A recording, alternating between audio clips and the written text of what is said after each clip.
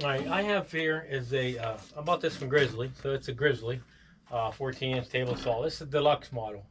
It's a G0555LX Deluxe.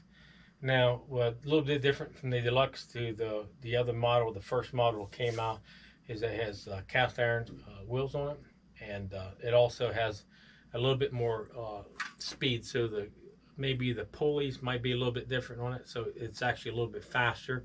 The RPMs is on the Deluxe model than what it is on the other one. So, but they both run 1 horsepower motors, which that's a pretty good size motor.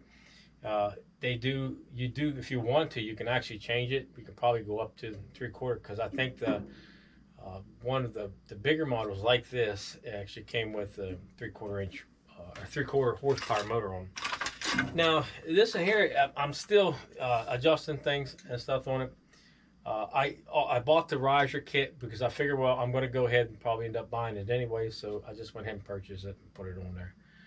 The blades went from I think it was a 98 size 98 to 105s, so the blade with the riser would be 105s. So I bought an extra 105, this one here on here. This is a 3/4 inch blade. That's the biggest they go up 3/4. I think it cleared down to a 1/4 inch. And then I ordered another one because I'm going to do some cross cutting, so I want to make sure you know, that I have that. Now I do have a band setter. I can set this 3/4 inch because I have a band setter for the bandsaw sawmill I have, so I can actually set those teeth.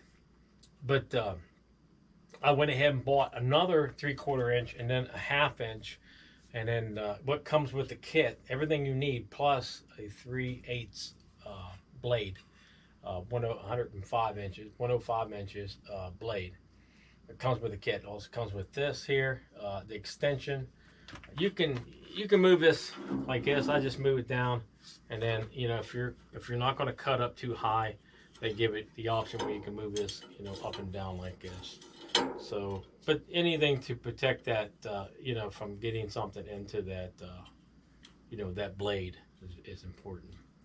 And then, of course, you know, loosen this up a little bit. I still haven't, you know, got everything all tightened up the way I'd like to have it. I've been working on this here leveling the fence out on it to get the fence all leveled out. And then, of course, the roller bearings, so, you know, you don't want them to touch, because they touch, they just wear out. That blade goes around touching them roller bearings all the time, you'll just wear them out. The only time they're supposed to touch when you put pressure onto the blade. Keep them as close as you can. You might have to do a couple more, like 2-3 different adjustments when you use it, you know. Right now I'm working on drift, to see which way it's drifting, and then making sure the table's all squared up with the blade, you know, because you got to do a lot of squaring. But I'll go ahead and run a piece of wood in. I have some pretty hard wood, I guess you want to call it. It's cherry. It's a rough cut. It's about 1 inch thick, and I'll go ahead and cut a piece out of this here. I don't have any push blocks with me, so I have some, you know, cherry pieces I've cut, I guess, and I'll just use it to push, you know, shove it behind. So let's go back a little bit and go ahead and cut this piece.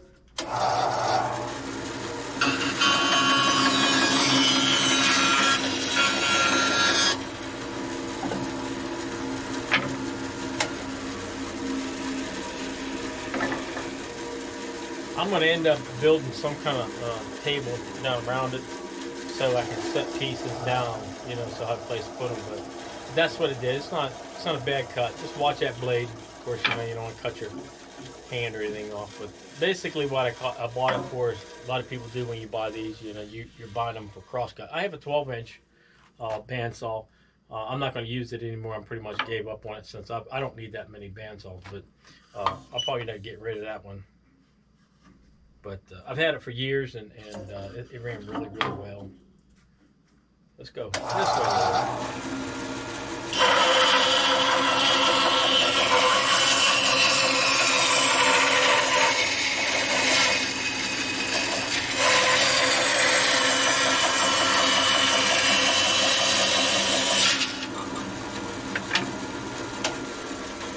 Now, you know, you'll probably get some drift And of course, I think that has a lot to do with, right now it has a lot to do with the rough, you know, being rough on one side.